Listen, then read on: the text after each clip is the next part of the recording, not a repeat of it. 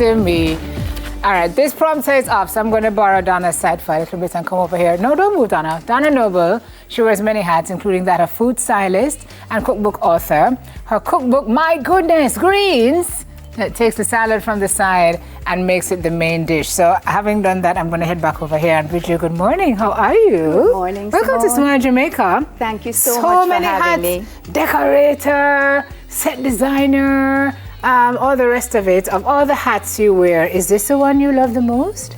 I do love it. Yes? But I love everything that I do, so it's hard to choose. Yes. But yeah, I love food styling. But when you look at your food, it looks like art. It looks like what you'd, the same skill set you'd use to decorate a villa or it's all just the beauty and the color and the... Yeah, and it's all in creating, Yes. which is what I love to do. Yes. And actually this is a combination of set decorating and food styling. Yes. So it just combines everything I love. So tell me a little bit about why you decided to do this, Donna. You've been working in several different industries over a number of years, including film. Yes. You work as a designer, interior decorator, and so on. Why a cookbook?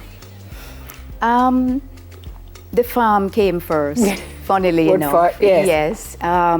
So we've always wanted to grow our own food. We thought that would lead us to the simple life. Mm-hmm. It didn't. But I mean, I grew up eating traditional Jamaican foods.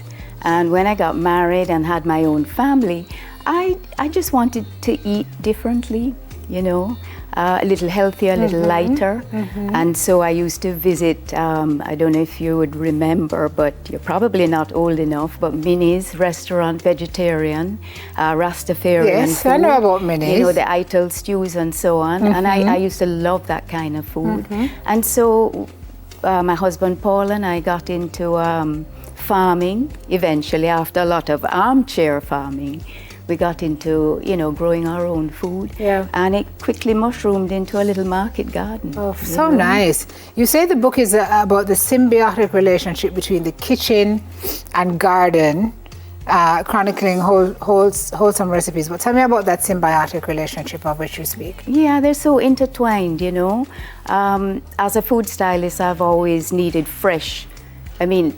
Fresh food looks best, of course, and it certainly helps my job and makes it easier. Mm-hmm. So the best thing was to try and grow it. So that was another reason why I started the farm. Mm-hmm. And we grew non-traditional foods like greens and salads, and this is typical actually of the classic salad that we used to package, which is now packaged by our farmers. Bonnie Jean Bailey took over the farm and they farm the exact same way. So I'm happy to see that it continued after 25 years. Fantastic, fantastic. Well, talk us through some of the stuff you have here on the table.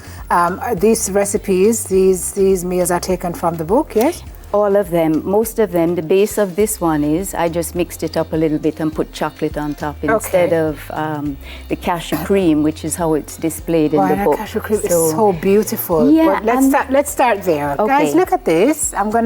So talk us through this. I'm gonna call that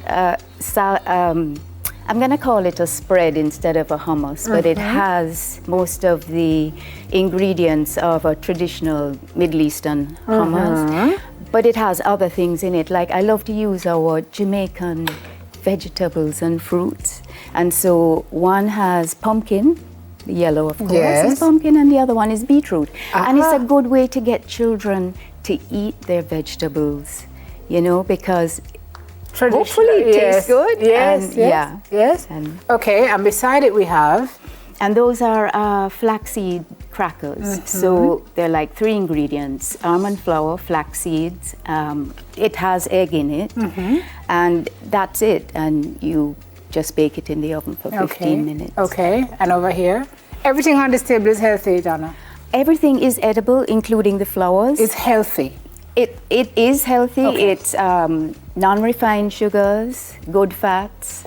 It's nuts and fruits and greens and things like that. Okay. But what is interesting, my book is not vegan, it's not vegetarian. It has a lot of vegan recipes, But if you have a meat eater in your family, as I do, my husband likes meat, it's easy to put meat with any of the dishes. Okay, so you can so pair. everybody can eat at the same table. Okay, got it. What are we looking at over here? So this is labneh, which is a very easy cheese to make from yogurt, and you can use goat milk yogurt or you can use cow milk yogurt. And naseberries on top. And because with a naseberry. Yeah, and because it's so sweet, the labneh goes well with the cheese. Yes, and then you can put a little vinaigrette over that. So it's a different way of eating. Yes, quite so. So tell me about the book itself now. Your daughter took the pictures for the book. Yeah. How nice. It would never have happened. It's a family. It would never have happened if Robin hadn't. She came back. We did this over 10 years. It took a while. 10 years. Because we were doing it in between jobs. And you know, when you self-publish, it does take funding and so on. So it took us a while. And it only happened because she was able to come and do the photographs. And I did the styling. Robert Harris, he designed the book.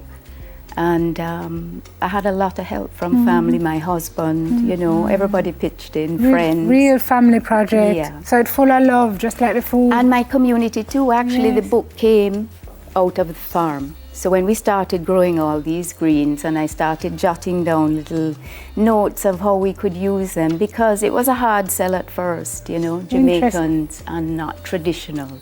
Correct. Right? So when we would have to go into the supermarkets and the restaurants, we had to show people how or suggest how they could use it. So it took 10 years for a reason. Yeah. It came out at the right time. Yes. Well, we launched like 2 weeks before COVID. Yeah.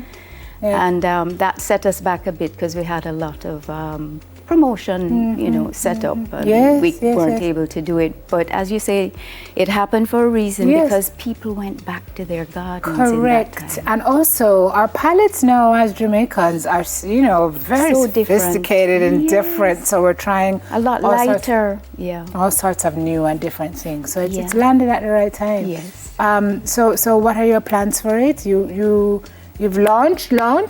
Yes. I'm practically sold out in Jamaica. Well, let's talk about it. My daughter has a few copies still in the States. She lives abroad.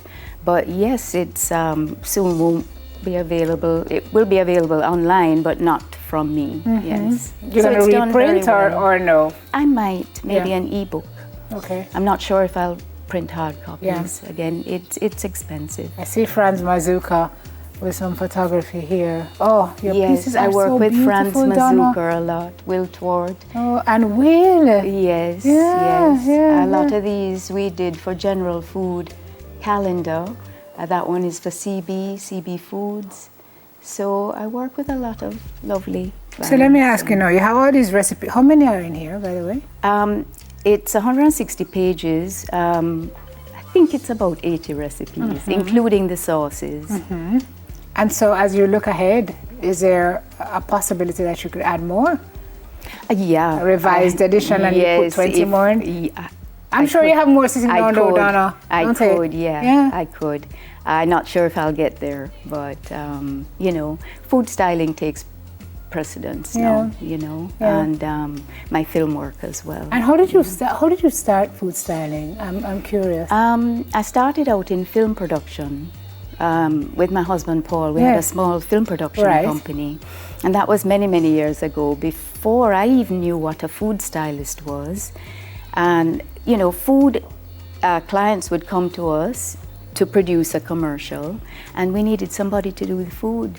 So I'd always loved cooking, and so I started doing. Of course, I went on to study food styling after, but so I started out not knowing anything about food styling. So but I always liked to create, and you know, so it was a natural kind of thing for me. Wow. Well, the book it's very visually appealing. Thank you. Lots of recipes in here, folks. If you want to just try to learn to eat more lightly, a little differently, tantalize your palate in a new and exciting way, then you are sure to find something in this book. that's going to suit you. Right, ma'am? Yes, Okay. you definitely will. And so tell us where we get it before we go, Donna. Where do we find the book? You can get it online at donnamnoble.com or mygoodnessgreens.com. It's also in stores here, Craft Cottage, Ligony Drug and Garden, My Jamaica, and I think Butcher Block. Okay. Still has. Okay. Yeah. All right. I just want to say thank you though Yes, to please. the farmers, because they really, the farmers that I worked with, in particular Ina McClarty, who was my food stylist assistant until she retired. She worked with me for many, many years, and she really started us off in this farming thing, and I just want to thank them. You know, farmers work so hard. Yes. And especially farmers that try and grow healthy food and Yes. keep our soil rich. It's important. Yes. You know. That salad looks so good. Now I hope you'll try it. Food stylist and cookbook author Donna Noble with us this morning. Thank you so much, Donna. Thank you and so all the much for best having to me, you. Simone. No Thank you. problem. We'll be right back, everybody.